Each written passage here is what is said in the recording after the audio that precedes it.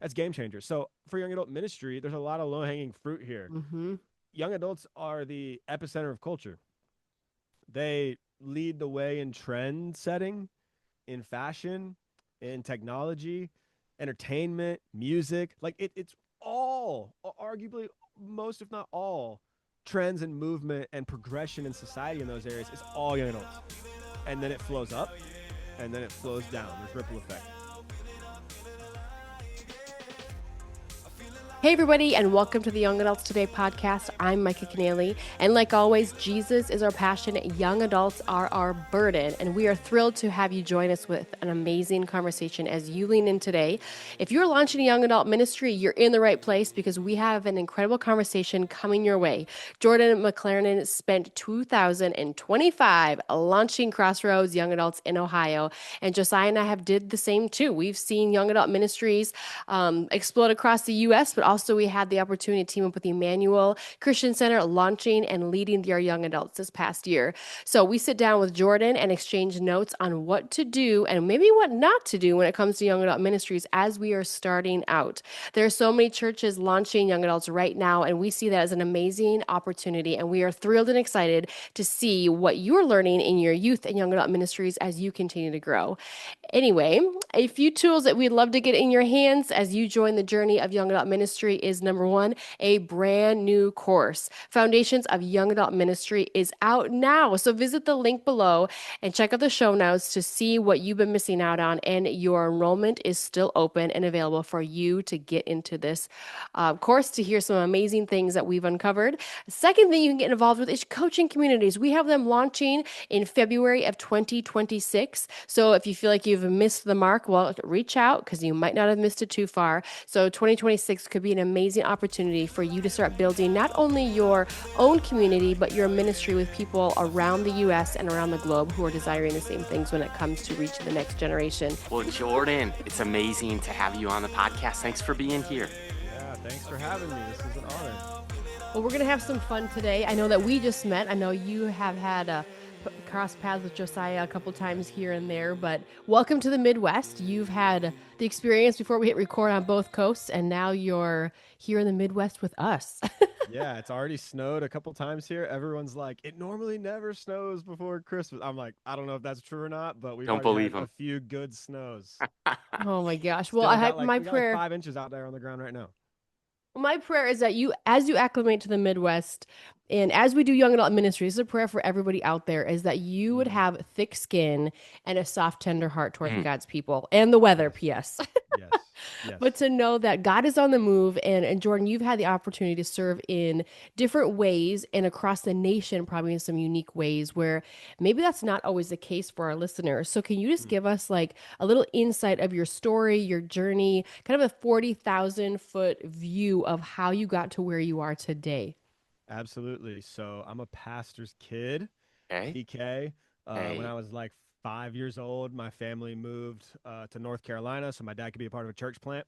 Grew up in that church. When I was probably 13 or 14, we moved to the other side of Raleigh, North Carolina, so he could plant another church. And so I was just like the church plant kid. We did church in the movie theater, the park, the school, gym. I mean, like you name it, it's like we did church there. I was first one there, last one to leave, served kids ministry, did the whole deal. But I actually didn't begin a personal relationship with Jesus until the end of high school. So I was like in it, kind of knew all the things, the head knowledge, so to speak. But Mm-hmm. it got real for me towards the end of high school, and so around that time, I was trying to figure out what am I called to do, what am I going to do. Wanted to be an athlete, but was kind of getting burnt out and didn't know if that was the plan. And I was kind of running a little bit from something that people had began to speak over me, which is like a ministry calling to like lead and serve the next generation. I just never saw myself doing that. I wasn't opposed to it, just never really considered it. But went away to college just to kind of figure it out and just could not escape this thing that just kept like replaying in the back of my head, which was words of wisdom and potential and calling that my youth pastor and that other people in my life have been speaking over me. And so I said, all right, I need to pursue this. Dropped what I was doing, went to seminary, got a degree in youth ministry, and for the last 10 years have been serving in youth ministries, big and small, East Coast, West Coast, all over the place. And my wife and I were like, we're gonna do youth ministry for life, like until I'm 70, or like until Hey, somebody is like, hey, it's time to check out, specifically middle and high school.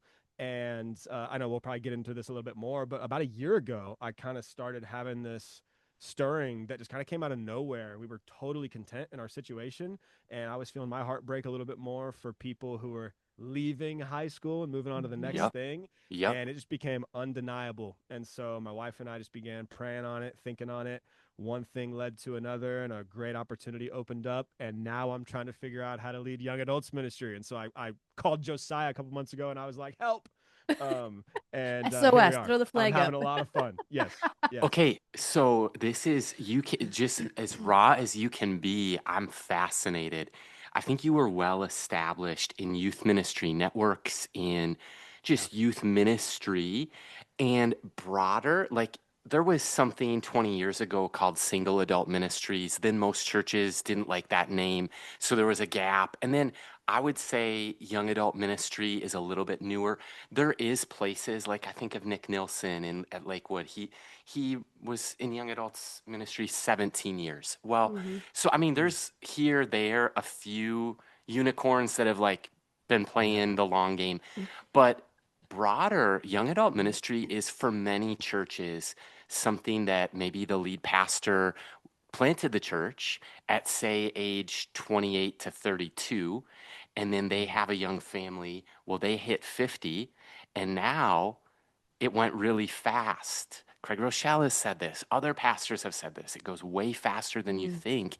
And then all of a mhm. sudden, first of all, their kids primarily become young adults, and then they're like, what about us? Or this went from categorical to personal and right at home for the pastor, or a flood, a multitude of reasons. But young adult ministry is trending as we hit 2026 for sure. Yeah. And my goodness, just one example, our leadership Mm. podcast called Young Adults Today saw tremendous growth in Q4 of 2025, and Instagram Mm, alone, 5,000 new followers in Q4 crazy. 2025. These are young adult ministries that primarily are starting or somebody new is taking over, trying to launch, relaunch, etc. But Jordan, you've seen youth ministry, Mm, which has been at most churches a thing. Like think of the church that's down the road.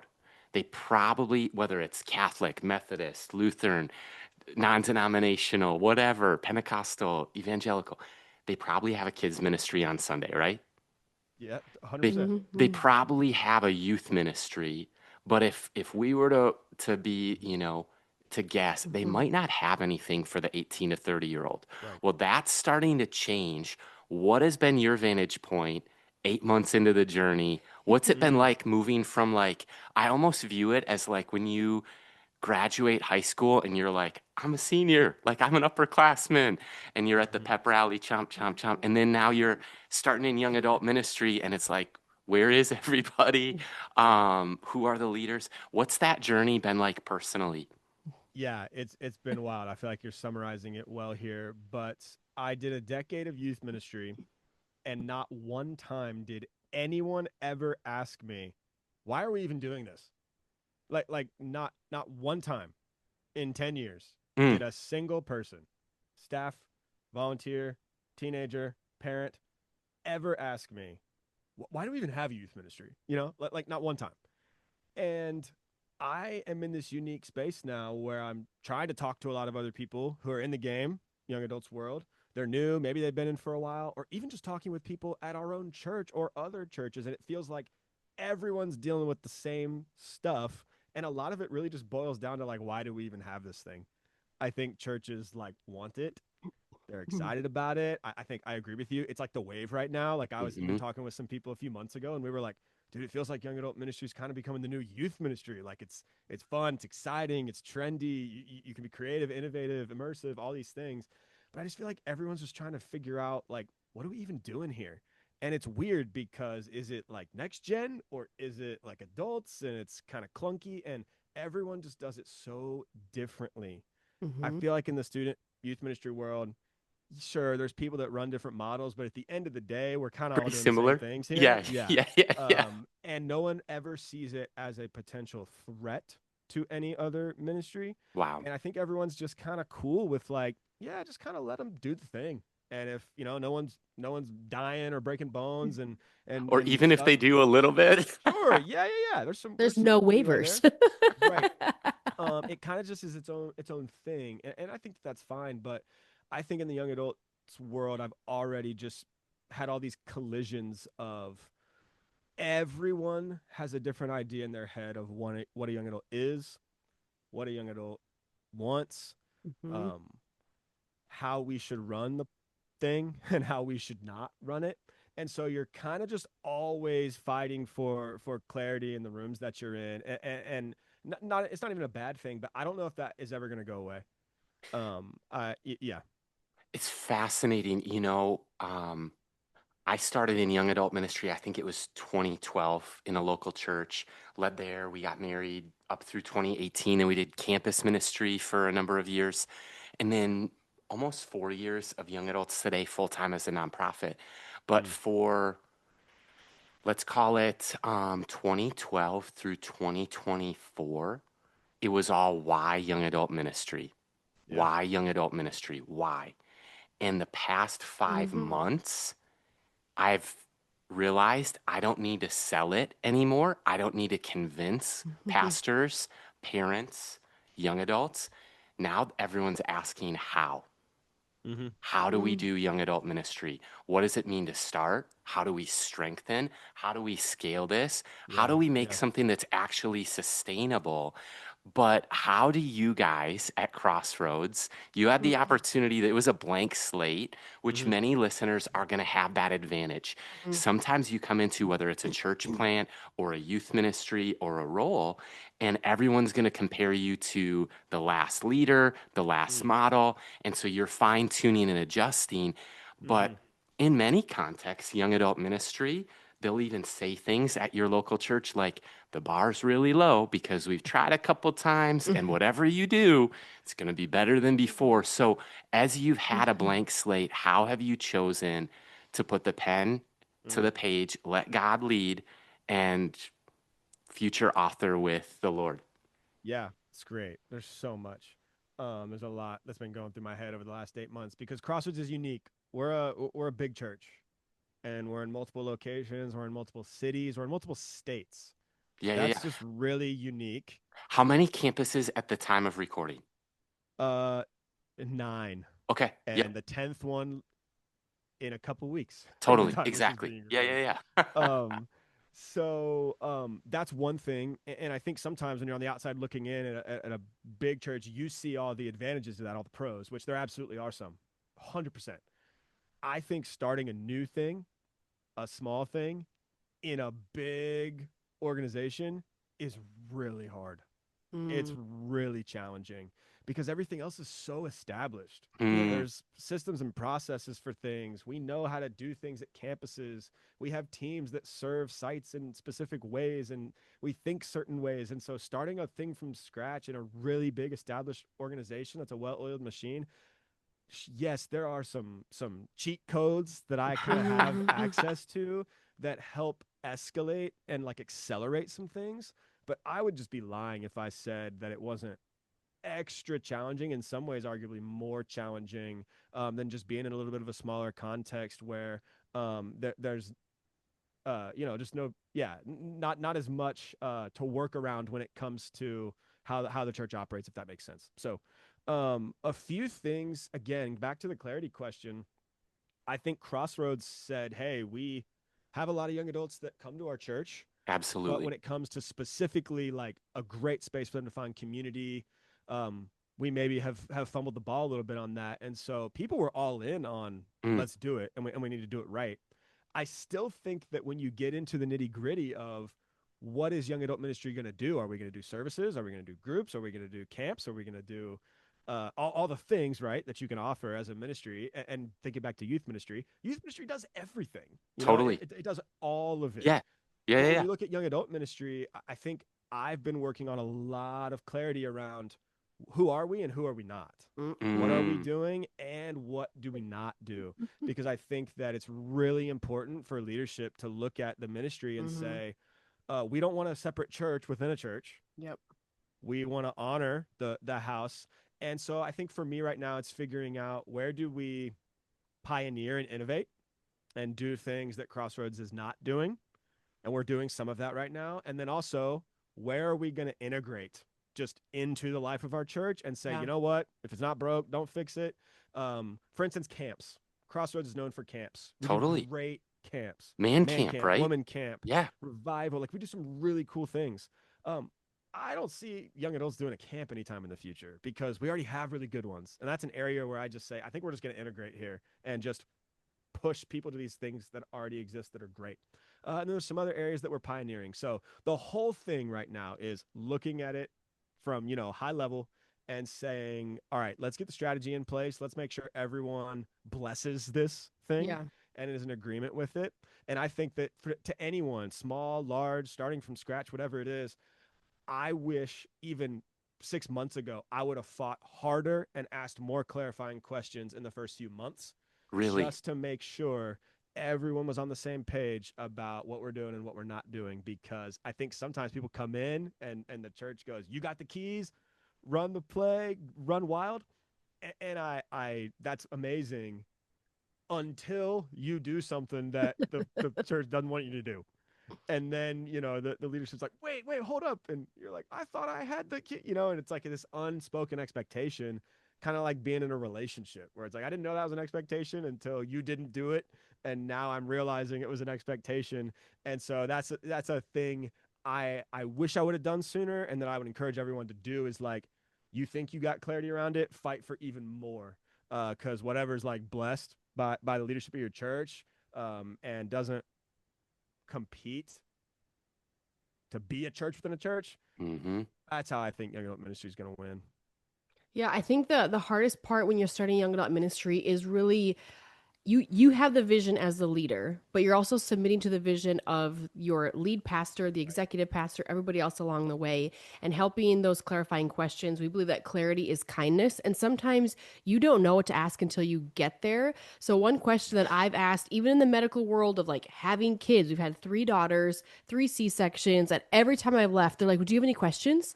And I'm like, what should I be asking that I'm not? Such a good And I asked question. that to the main doctors. I'm like, tell me, like, what should I be asking that I'm not? Because I don't want to be like ignorant or arrogant or like oblivious to the fact that, hey, these are some of the things that you can expect on the operating table. Hey, here's some things you can expect from the Big C church that we've got your back in this way, this way, and this way. Here's your Mm-hmm. sandbox. Here are your parameters. Yes, you do have the keys, but you need to stay within the lane as we do this thing called bowling. And we want you to get a strike every time, but there are going to be some bumpers up. Well, Yeah, and I'll yeah, just hop in and say that you said something. I think that most churches have unspoken expectations or unwritten rules. totally. In the past year and change, we have been serving our local church across 4 locations, launching young adult ministry. Some of my first questions for the lead pastor, for the directional leadership team: hey, what are the unwritten rules around here? Mm-hmm. What are the unspoken expectations? We could do everything with young adults except dot, dot, dot, fill in the blank. Mm-hmm. And asking as many of those questions, and even still, we were in 2 meetings yesterday with our direct reports, and we're still asking like, hey, what are your thoughts if we research and develop this? What are your thoughts? Is this on the table? And one of them, the lead pastor, was like, hey, would we ever consider X, Y, and Z? You have my blessing, you have the backing, you have the green light, which not everyone has. Mm-hmm. So Mm-hmm. I acknowledge that too. But the clarity questions, I mean, ask, and I think the vision will be given. Well, it helps Great. develop that culture along the way. And I don't know about your experience, Jordan, that you guys have been up against or not up against. But when we said yes to our specific role, and I'm sure when you did, everyone's like, yes, you're finally here. Rah, rah, rah. And we have an information meeting, and 200 young adults show up in like a 1 hour span. So Josiah and I can cast vision and just introduce ourselves and like meet and understand like, what are you wanting? What are you needing? I'd be curious to see, have you experienced anything or like an incongruent when it comes to the sign up and the show up? meaning everybody wants to sign up to be a leader, to be a volunteer, to be developed, to help event plan, to be the one on the stage helping with games and fun things. Maybe it's your Bible studies. They all want a responsibility until the rubber meets the road and then they don't show up. And then we Mm. have the problem with the follow through. Have you seen that with any of your young adults or leadership as you're trying to grow or recruit and help, sustain some development for those people? Yeah, it's a great question. I think we've experienced some of that. I also think that like we're just getting started here. I've been in my role 7 months. We've done a few things, but there's still so much we haven't even begun to scratch the surface on. I think we've seen some of that. I think what I've personally experienced more that's kind of adjacent to that would be young adults looking for just how their super niche specific needs or thing that they're on at the time can get met.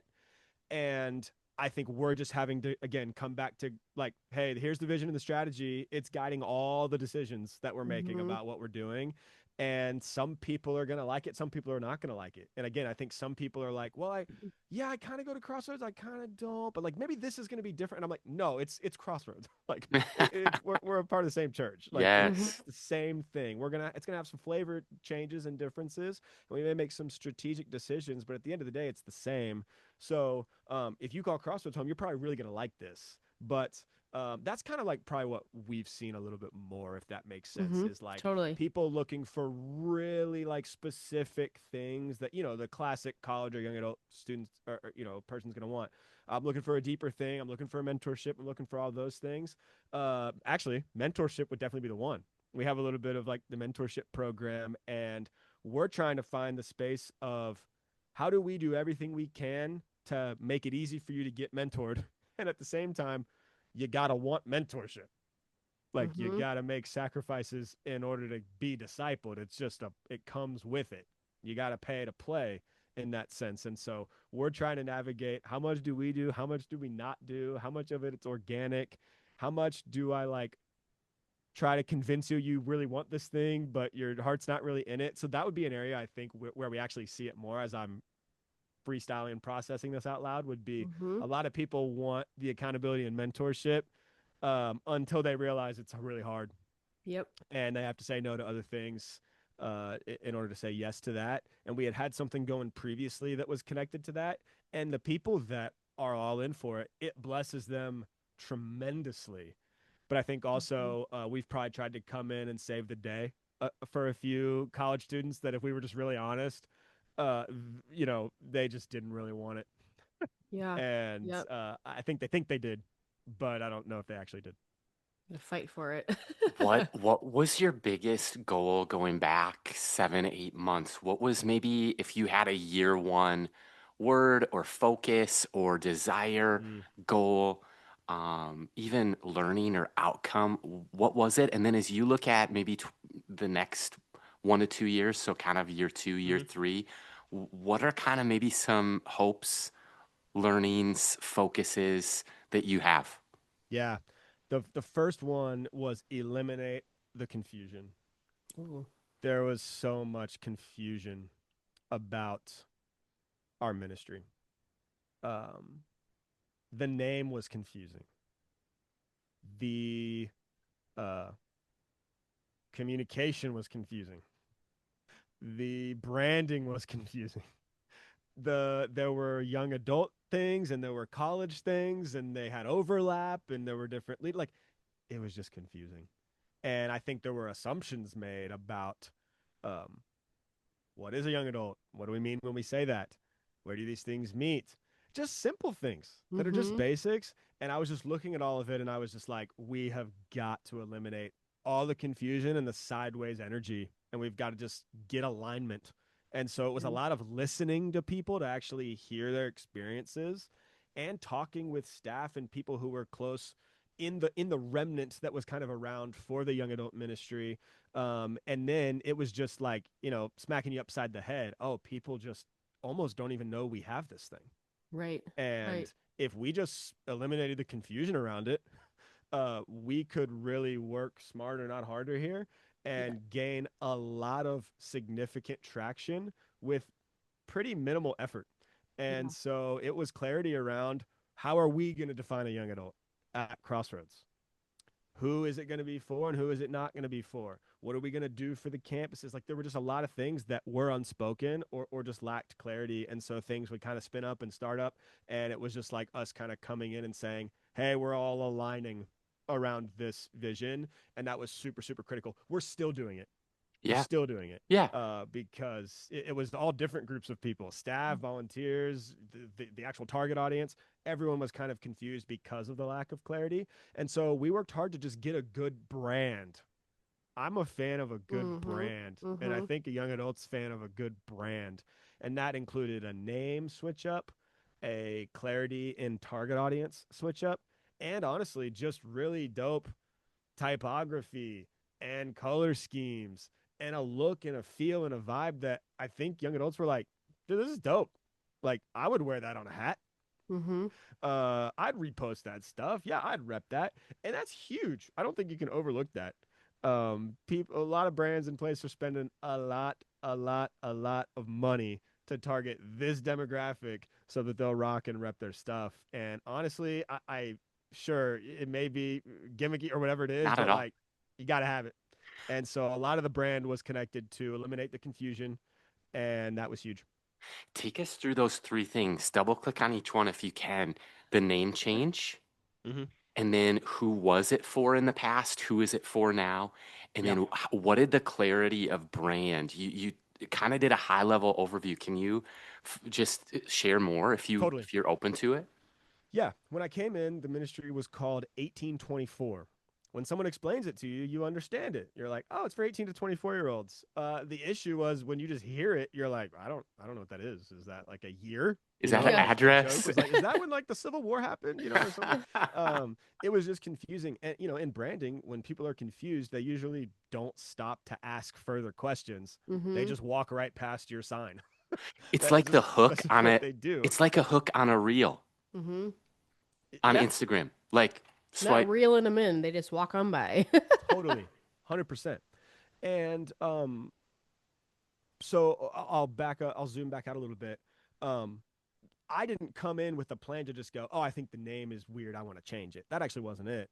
The change was a vision alignment and clarity to say, we are a church that exists in multiple cities in multiple areas. We're also in the middle of a massive vision push right now where we have big church wide vision to go to new cities and to expand and to be a ministry that leads the spiritual awakening. Like it's big stuff. And so I think I had to pick my eyes up and say, the thing that has traditionally been a smaller college campus ministry vibe Mm-hmm. now needs to expand to a multi-city movement of young adults leading and helping usher in a spiritual awakening vision.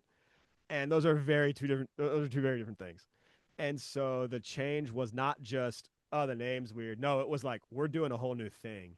And with that came, let's open up the range to not just serve college students, but also Mm-hmm. to serve the young professional, the young married couple, the 27-year-old who is still finding their way and is in that unique stage of life.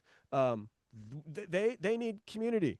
And Mm-hmm. I think we could get onto the whole thing here about how like I think college is probably going to get less common and popular over the next few years, Mm-hmm. and how really after college, post college is where stuff really can hit the fan, and you really lose a lot of the close relationships, proximity to community that you've always had, and things of that nature. So we wanted to expand it because the cities were present.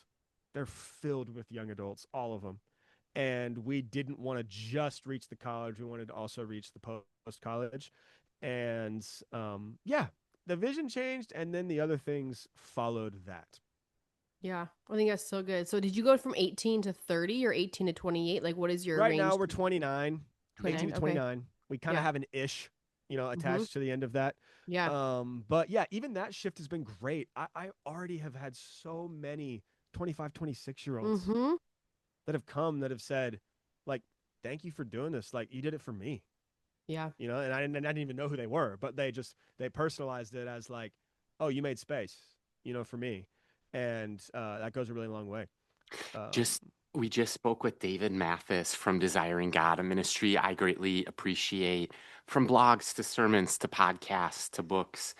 Mhm. And David's take was that the post college age, he's done a lot of campus ministry, and John Piper has been involved with Passion and different Mhm. college age moments and conferences for decades. But I think that his take was just that post college is sometimes where you're floundering. And his take was like, there's a lot of campus ministries across the US, Crew, InterVarsity, Chi Alpha, Mhm. Navigators, and the like. And then, the local church really has an opportunity with the post college. So, man, I agree. And I Yeah. see like historically there's been a double drop off. You lose high school students when they graduate out of youth group, but college students when they are truly adulting, and where is anything? It Mm-hmm. is like Mhm. a void a lot of Yeah. times. I also think too, the gap between a 19-year-old and a 27-year-old used to be massive. I mean, it used to be so vast. I don't really think it's that big anymore. I mean, obviously, there's certain decisions that, put you in different life stages. Getting married's a big one.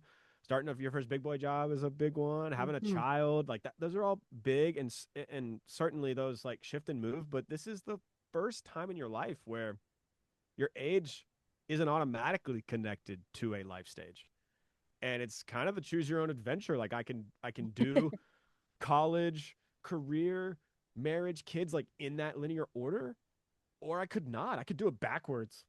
I could do all of them. I could do none of them. I could do them all by 22. I could do none of them by 27. Like it's way less linear and traditional than it's ever been. And so I think, although at first glance the age gap might seem large, I think when we've explained it, a little bit more to some people, they're like, oh yeah, that like makes total sense.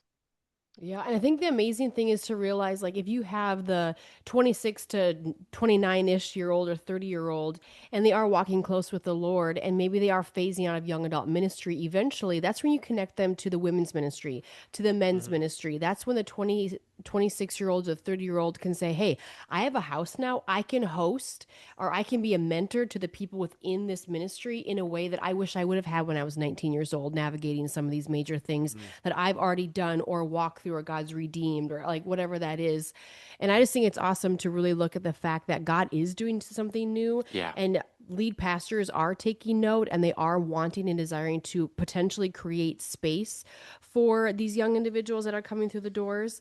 Um, but if you could leave like a listener with one piece of encouragement today when it comes to like the implementation, the pioneering of something new, what would you encourage them with as they maybe talk to their lead pastor and maybe they're not even hired yet, but like, yo, lead pastor, I have an idea or I have a burning desire to really reach whether it's my generation or the next gen. Like, what would you encourage them to with today, and how would you encourage them to maybe begin to pray into that process?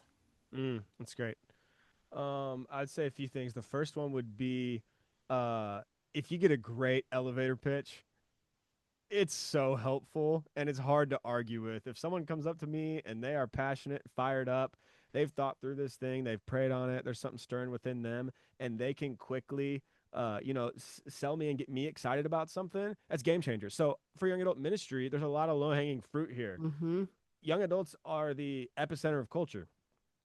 They lead the way in trend setting, in fashion, in technology, entertainment, music. Like it's all, arguably most, if not all, trends and movement and progression in society in those areas. It's all young adults. And then it flows up and then it flows down. There's ripple effect. And in addition to that, most people make the biggest decisions of their life in their 20s. Yeah. Mm-hmm. I made all my biggest decisions of life in my 20s. College switch up and change. First big salary job. I moved across the country multiple times. I got married. I became a dad. I mean, the big stuff. And in young adult ministry, you get to pastor and build into the epicenter of culture as they make the biggest decisions they will ever make. What Good. lead pastor is not trying to get down with that vision? And if young adults are leading the way in every major category of societal, cultural influence, why would they not be the ones positioned to lead spiritual awakening? So I am just a strong believer that oftentimes we think those things in our heads as young adult leaders or ministry leaders, but we haven't quite been able to verbally process it out loud with as much clarity or maybe with as much fire or desire as we think we can. And Mm-hmm. that's like a tough pill to swallow. There's Yeah. times where I'm like, oh, yeah, I could totally do the elevator pitch. And then I do it and I'm like, that actually wasn't, I don't know if that was that compelling.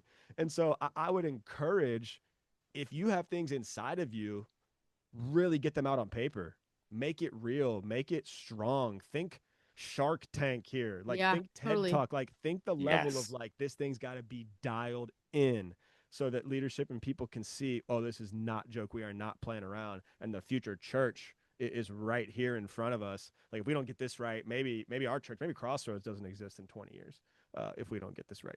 And I think a lot of times people are doing better than they think. Yeah, totally. That's the other side of this, I would say. I think you're doing better than you think. Amen. And the way to win in young adult ministry and any ministry for that matter is no secret scoreboard that anyone has. It's not a comparison game. It's you don't quit. Yeah. That's how you win. Is like Oh, if you're just committed to the long game, you're gonna win. oh my gosh, our friend Ryan Leake just put out a reel and he had the stats, but it was like 96% or change of podcasts never make it past episode Yeah, 20. yeah, And he's like, how you win is not quitting. Wow. Like, Yeah. very similar Mhm. message to what you yeah, just said. And yeah.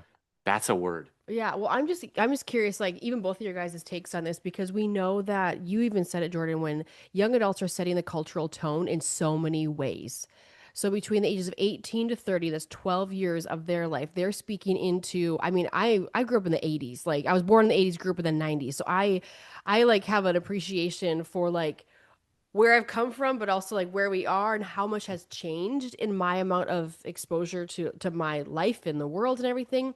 But I know that fads fade. Whoa. How can Mm. we be and grow something that is truly not building our kingdom, our culture, but God's kingdom in the process and not see our ministries fade like the fashion or a generation coming up and almost destroying and tearing down the walls to rebuild? How can we, as ministry leaders, not only hoist a generation up on our shoulders, but teach them to do the same for the next and the next and the next? So we don't have to be like the biblical times when everything's torn down and we're exposed to the enemy and, the world.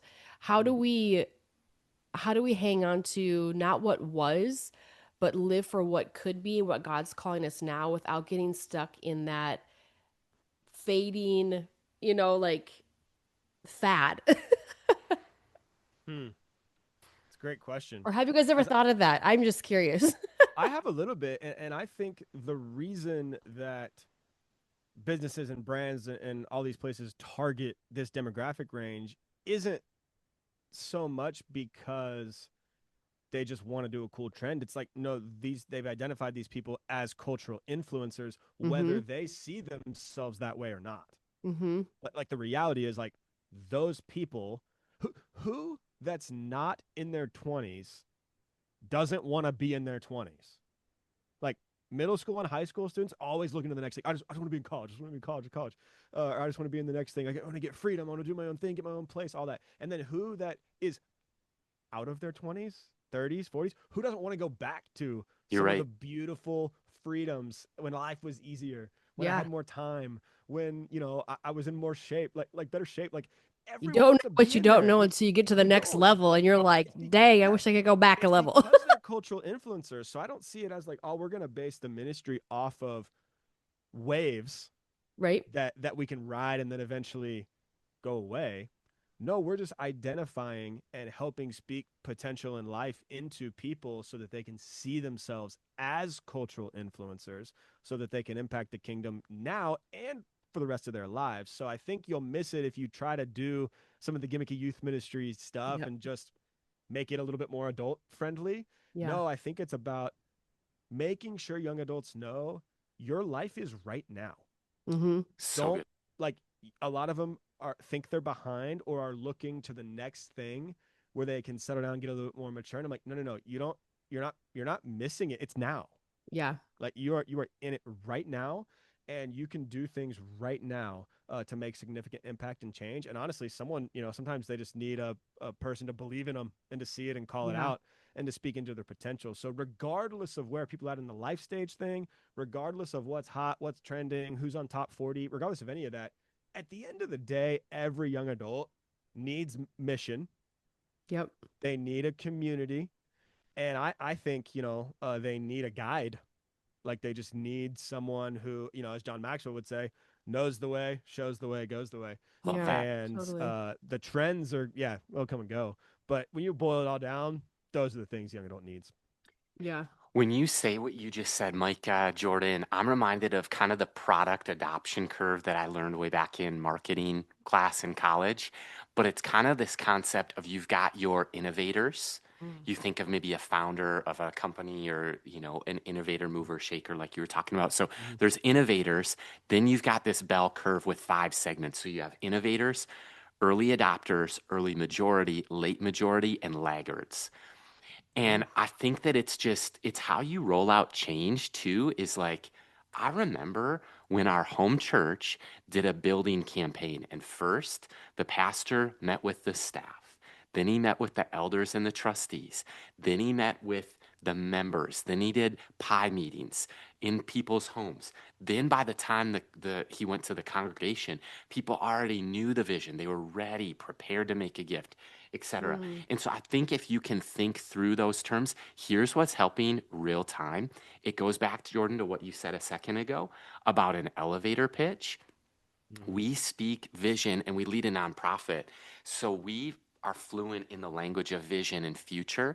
Some people get it right away and they're like, I was a young adult and my life was impacted. I Mm-hmm. have a young adult and my young adult needs Jesus. Or my grandkids, like those are kind of the pockets that I see. Yeah. But then there's people that have sat through a 1 hour dessert reception and they're like, so what does young adults today do? And I'm dead serious. Or we've met Yeah. with a CEO, and so he's like, so what? It's very unclear what your deliverable is. And I'm like, okay. So we had a Mm. retired CEO help us write a white paper, 5 pages Mm-hmm. on why our organization exists. We handed it out at this year's dessert reception, not for the feeler, but for the thinker. Mm-hmm. We have it ready now for anyone who's considering making a year-end contribution and or whatever. And I'm noticing even our board, we did a 1 day offsite. We were at a friend's house on Prior Lake in Minnesota. And floor to ceiling, we had those giant 3M sticky notes. We Mm-hmm. went through 2026, 2027, 2028. What's our vision, Mm-hmm. mission, strategy? And we put it in one white paper. Even our board, who's been with us since day one, their eyes were like, this is so clear. This is so clear. And so I think sometimes people need a picture, people need handles to hang on to. The other thing, when you were talking about a fad and the like, I think one thing that I would just credit Cedar Valley Church in Bloomington, Minnesota for doing, I grew up there from the time I was second grade until my first position in ministry. Helped launch young adults at that church. But two of my peers from the second grade through seniors in high school, they're still there. And you know Mhm. what? Steph and Brett, 34-year-olds, they've been on the board for 5 years each. Mhm. They were 20 somethings that were voted in, selected. Mm-hmm. There's a biblical process of elders and overseers, First, Second Timothy. And you know what? I think that churches that are going to move beyond just a wave or a fad, they're going to think on their staff, their worship team, their platform, Mm-hmm. their pastors, their leaders, even the board. When we have conversations about the next generation and the future of this church, we're not just going to have a conversation without them having a seat at the table to Yeah. watch, Right. to represent, to speak on behalf. But that was just something that I thought of. Mm-hmm. And Jordan, before we do the 5 and 5, I'd Yeah. love to hear your take. Why is young adult ministry so vital? Hmm. I think doubling down a little bit on some of the stuff that I just shared, and then I'll add to it. The epicenter of culture and the biggest decisions they'll ever make in their life. Mm-hmm. There's no chance anyone, if those are presented well, can argue with cultural influencers and biggest life decisions. People need pastored through that. Mm-hmm. Wow. If not, they're making the biggest decisions of their life without wise counsel, Mm-hmm. without the word of God speaking into it, without community. And that's when stuff goes sideways. That's when stuff has gone sideways for me very quickly. In addition to that, I would say the thing that keeps the youth pastor up at night, going back to my previous decade, is people losing their way after high school, leaving an amazing church community, an amazing youth ministry, and then feeling like there's just nothing for them. And sometimes, sure, there's personal responsibility to take to get plugged in a local place. But a lot of times, even in contexts I've been a part of, it broke my heart because kids and students that grew up in our church who wanted to stay close by were feeling like they didn't really have a place anymore, even in the house they grew up in, Mm-hmm. which was just, it was hurting me because I really wanted to do something about that. But I just, timing and responsibilities and all the things, we weren't ready for it. And so I think that all of that just kind of meshed together, is everything. What good is the best student ministry if afterwards everybody walks away? Mm-hmm. Scripture teaches a tale of two testimonies. Mm-hmm. In Psalm 145:4, you see one generation telling the next of the marvelous deeds of God, or 2 Timothy Right. 2:2, Paul speaking to his mentee, son in the faith, Timothy, hey, take what I've taught you, Mm-hmm. teach it to others who will teach others. Disciples who make disciples who make disciples. One generation telling the next about the marvelous deeds of God. The Mm-hmm. other tale that is the saddest verse in all of Scripture is in Judges. Along came another generation that Yep. knew neither God nor his commands or his word. Mm-hmm. Mm-hmm. And Jordan, wouldn't you say that, like Micah, wouldn't you say that what Jordan you just said, like the epicenter of culture and the biggest decisions of their lives, wouldn't you say that, man, for maybe 10, 15 or more years, our generation, if you're also a millennial, there was a lot of our peers that didn't have the pastoring in their Right. pivotal Yeah. epicenter moment of culture or pivotal epicenter of decision making? Mm-hmm.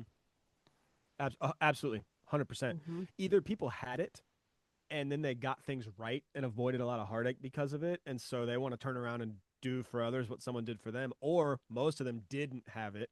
And they're looking back going, man, if only, I Mm-hmm. would have had a mentor speaking into my life at this time, I wouldn't have, been such a bozo. Or I could Mm-hmm. have avoided a lot of heartache or heartbreak or jail time, whatever it is. Yeah. Um, and now I want to turn around and do for others what I wish someone would have done for me. Both of them are super powerful, but yeah, I couldn't agree more. And I'll just say this, young adults, can we stop the millennial slander? Mm. What I'm joking, but And yes, I'm a maybe I That's millennial. funny. maybe I was doing that. That's not my heart. No, I'm joking with you. I'm just saying we had a reel the other day that we filmed from one of our young adults nights, and we were doing like, what was your Spotify Wrapped age or like something like that, and this girl's like, it was 31. I'm a millennial, and she was like joking, but also it's just been my running joke right now. Like, guys, we're still cool. We still got it. So That's so funny. I'm proud to be a millennial. You know what? totally, I'm proud to be it. absolutely, It's God put us here for a reason. He needs us all in different generations to be part of the body. And I think the he amazing does. part is Jordan, you said it without even saying it or maybe realizing it. But the thing that kept you up at night, you became the answer to your own burden in prayer Oh my by gosh. becoming a young adult pastor. I think Crazy. sometimes that's a wake up call for somebody to be like, okay, I really have this burden and there's passion, and like the then what Mhm. moments. And 96% of people who say yes to Jesus do it before their 30th birthday. Wow. Yeah, So yeah, you have a 4% chance after your 30th birthday to live fully devoted to the Lord. So how hmm pivotal is young adult wow, ministry? And 85% of life's choices are made between the ages or before your 35th birthday. Correct. So if you're looking at, wow, who am I going to marry? Where am I going to live? What am I going to do?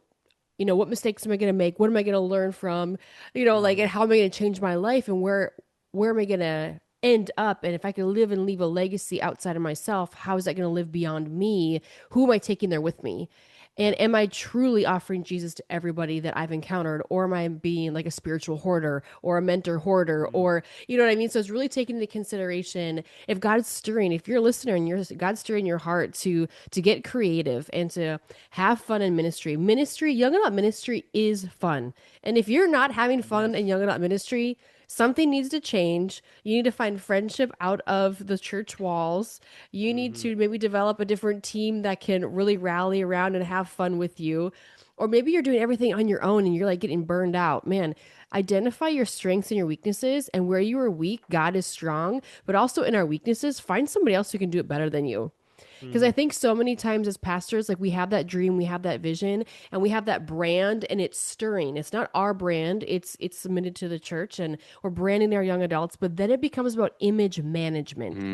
And we're managing the image of the ministry, ourselves. And I just think that there's heed little warning or caution when it comes to that of like, wow, Lord, I don't have to do young adult ministry. I get to. And I just want to encourage you today, like Jordan said, like you're doing better than you think you are, and God's doing more than you think He is. Our friend Nick would say that. And I completely believe that God is doing things on the rise. And as we end this episode, we'd love to do the 5 and 5. But I also want to challenge the listener with something that we've been learning in our staff meetings. If your young adult ministry were to double by the next gathering that you have, do you have the people, the systems, the strategies, the follow up, the worship, the fill in the blank, all those things in order To care. to Shepherd. sustain though that 50 to 100, 2,000 to 4,000, 10 to 20, whatever that is? And if you don't, can you trust God in 2026 that He's going to do something bigger? Because the biggest concern I have is there's a wave in a generation that's going to be flooding the doors of the church, and they're going to demand truth. They want the experience of Jesus. They want their gospel presented in a way that is authentic and real, and they're starving for it. But do we have the bandwidth to take them in, or are we just going to leave the church doors closed and they're standing in line? So, are we creating those spaces for opportunities for young adults to experience Jesus? So, the biggest question and challenge I will leave you with, if your thing, whatever that thing is that God's put in front of you, were to double, what would that look like? How can we start believing and praying that people are going to show up? Because I know in our house, we have a rule, like there's always room for more, number one. So if somebody knocks on the door and a young adult event takes place, you just pull up another chair. There's always room for more. Right. And number two, the other rule, we leave people and places better than we found them. So can we be a church that can hopefully adopt those two things and just be challenged as God continues to grow His kingdom, not our own, but through our obedience, we could walk in cadence with Him. So A word. anyway, I got Word, a y'all. course. Hey, 5 and 5, babe. Okay, I'll kick do us it. off, Jordan. 5 and 5. First question for you. If there was one implementation, one action item that every listener took, every young adult pastor in America, what's one thing you'd encourage them to consider implementing, taking action, or changing today? It's great. I feel like a lot of what I've been talking about today is it's all seeking clarity, but it's asking questions, really, really good questions, and then actually listening to the people when they answer you. It's just learning from other people. I think one of the best tips I got when I called a friend when I was accepted this job that hadn't started yet, who had done young adult ministry, he just said, be stereotypical. That's how you like win, like kind of like give the people what they want, and you can do that in young adult ministry. And to find out what they want, don't just assume, you just get to ask them and then Yeah. actually listen to them. And the thing that wins there is it puts you in a position of humility, not as the sage on the stage or the guru of all leadership ministry like things. Right. No, it's you just telling everyone, staff, leadership, young adults who are in your midst, I'm not above learning. I can get better. I don't have to act like it all together. That brings a lot of freedom, and it will destroy the imposter syndrome that you might have as a leader. that wonders when are people going to figure out that I'm actually not as good as they think I am. It's like when we stop acting like we are better than we are, and you get to lower yourself and ask questions. That's so good. Here's number two. If you could tell every young adult in America one thing, what would you want to tell them? Huge question. If I could tell every young adult one thing, what would I tell them? Mm-hmm. Wow. Um, you're not behind. That's what I would say. You're not behind. And the story of my life as a young adult was if you're faithful with a little bit, you'll get a little bit more. Good. And that may sound even like weird prosperity. I don't even mean it like Nope. that scripture. It's literally just like if you are faithful with working the job that you don't like, you're going to get a little bit more. Mm-hmm. And maybe the timeline or whatever it is isn't on your thing. I get it. But there were so many times I thought I was ready for the next thing, the bigger thing, and I wasn't. I was not ready. Like looking back, I totally was not ready. If I would have gotten the last youth ministry thing I had when I really wanted it way earlier, I would have ran it into the ground. Mm. It wouldn't have grown. I would have tanked it. And I just learned over 10 years. You're faithful with a little bit. You're going to learn the things that God wants you to in that season. And then you're going to get a little bit more. God's timing is key and all that, right?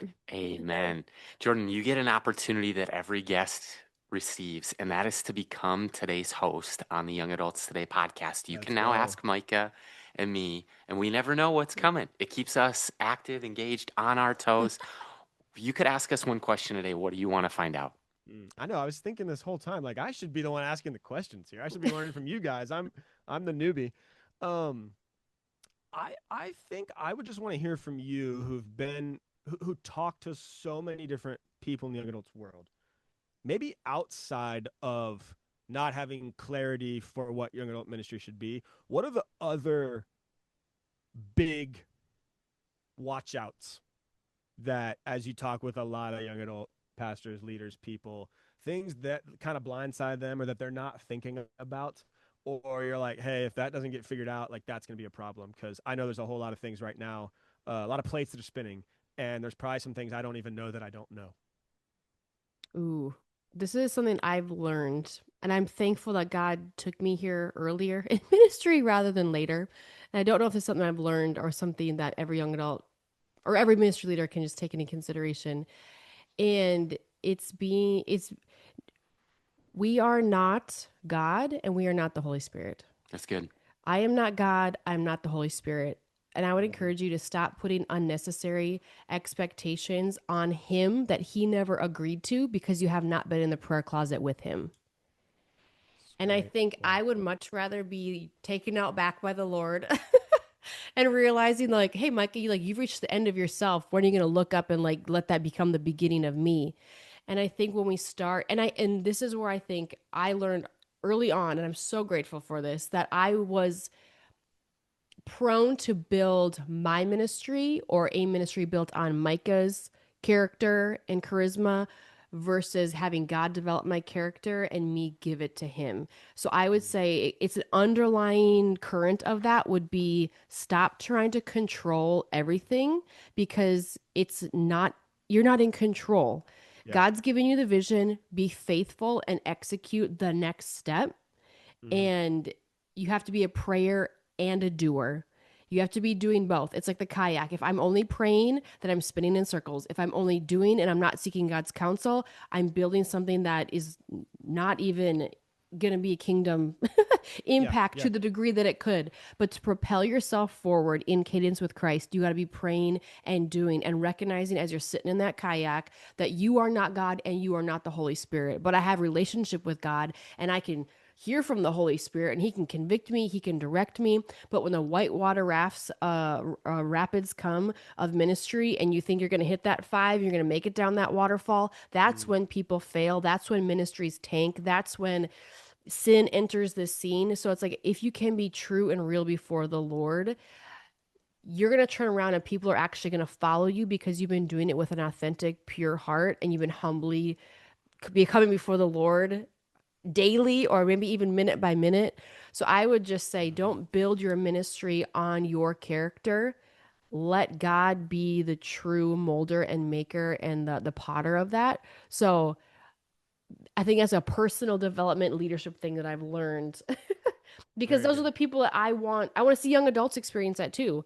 You Mhm. know, so it's like, oh, you're not God, not the Holy Spirit. Yes, you get that, but you have access. Now Mhm. tap into that. What are we doing? So The Love it. only Love it. sorry. one I'd add is this idea that every 5 years or so, your young adult ministry Ooh, will yeah. probably be 100% different. Mm-hmm. Your leadership team will probably need to be rebuilt. So you're in a constant recruit, constant Mhm. develop, constant care, and constant bless and send cycle. Yeah. And Mhm. that is not failure. When people get married, you're as a Right. young adult pastor going to officiate more weddings than anyone else on staff.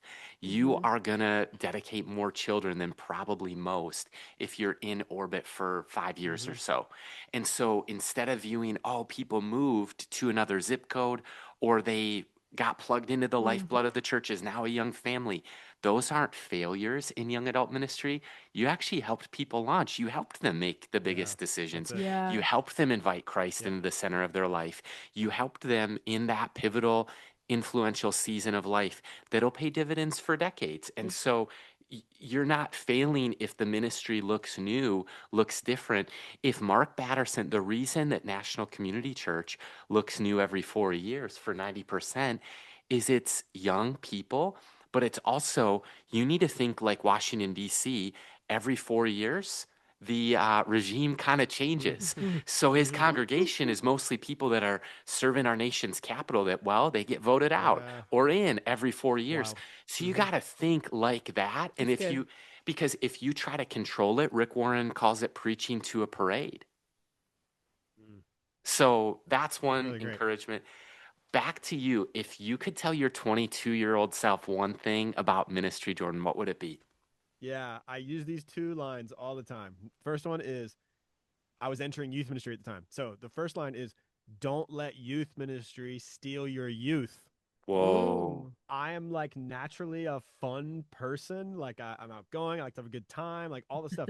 Sometimes though, I would get into these like leadership spaces or be planning things or be the guy in charge, and I would just get so serious. And there are some things to be serious about, but I just feel like a lot of times it was just like loosen up a little bit, man. Like, Whoa. have some fun. Don't take yourself too seriously. Amen. Stop. Like, don't be saying no. You should be saying yes more than you're saying no. Enjoy the ride. Like, and it's okay if you're not as good as someone who's been doing it for 30 years. That shouldn't distract from you being able to have a good time right now. Be you and you're fun. So just like be yourself. Like, do a stage dive because that's just dope. And people are gonna remember that. And it's fun. And I think a lot of times young adults, they're so fun, but if they start to take themselves too seriously, they will start to act like old people. We get stuffy. Yeah. And I'm like, but you're so fun. Stop like don't let this season of life steal Mm. your youth. Like that's Yeah. it's so huge. And then the second thing was my friend Lindsay always says there's no such thing as boring events, only boring people. That's right. It's a good word. And I just think when I was a 22-year-old, I would blame stuff on the people just don't want it. And I'm like, nah, it's me, man. I just wasn't fun. And it's all connected, to the same type of thing. There's so much joy in youth and young adult ministry and in that age and stage and season of life. There's so much fun. And anytime someone complaining about that event wasn't cool or all that, I'm like, no, we weren't.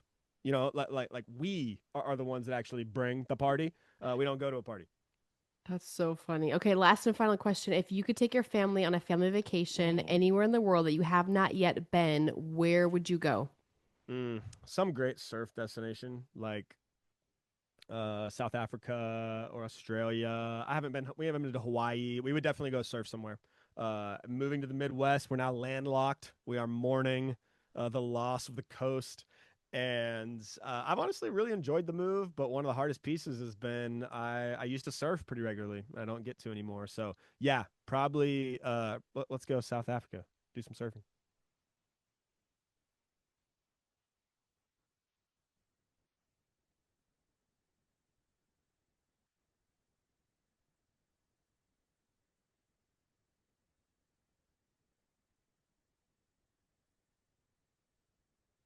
Josiah ran. He ran somewhere and muted me. Here's my final question because this is a fun one. If you were, has anybody ever called you famous or thought you were famous or looked like somebody famous? Yes. Can you tell us who? Sure. There's a few different ones that I get. Why? Do you have an answer in I mind? do have one Okay. of mine. I think you So look like there's three. modern Go. day. Can I say it? Should I guess maybe Sure. one of them? Sure. Are modern day Uncle Jesse from Full House. Okay. Have you So ever gotten that? I have, You have, but it's okay. not one of the top ones. Okay. It, John I, Stamos. yeah. I have gotten that one before, but that's not the top. So the Okay. top two, and I have another one. are well, actually there's actually three. Number one is Justin Long. Oh, He's an yeah, yeah, yeah. actor. Yeah, he's in like Yep. Dodgeball. Yeah. Number two is David Schwimmer from Yeah, Friends. sure. And then number three, I'm a big fan of this one, Christian Bale. Christian Bale. Okay. I don't know if I actually look like any of those people, but I get it enough that it's kind of like, okay, yeah, sure, I guess. I think it was a little bit like Uncle Jesse. Amazing. I'll take it. There's worse people to look like than John Stamos, so we'll take it. Hey, the thing is what guys actually look better as they age. Okay. Most people think guys look better as they age. So the wives help you look good. I don't know. Love It's it. I'm amazing. in. Sounds great. That's too Hey, funny. Jordan, thanks for everything, man. We're appreciative to have you in the young adult ministry world, Yeah. and keep going, bro. Thank you. Thank you so much. Yes. Hey everybody, it's Mike Keneally, and I just want to talk to you about the digital conference. It's calling all young adult ministry leaders. I want to give you a heads up, and here's the deal. We have a free digital conference coming up Wednesday, January 21st from 11 a.m. to about 1 p.m. on Zoom Central Standard Time. We've been learning from a lot of trusted voices throughout the young adult ministry world, and you can too. So space is limited. Make sure you get signed up and registered today.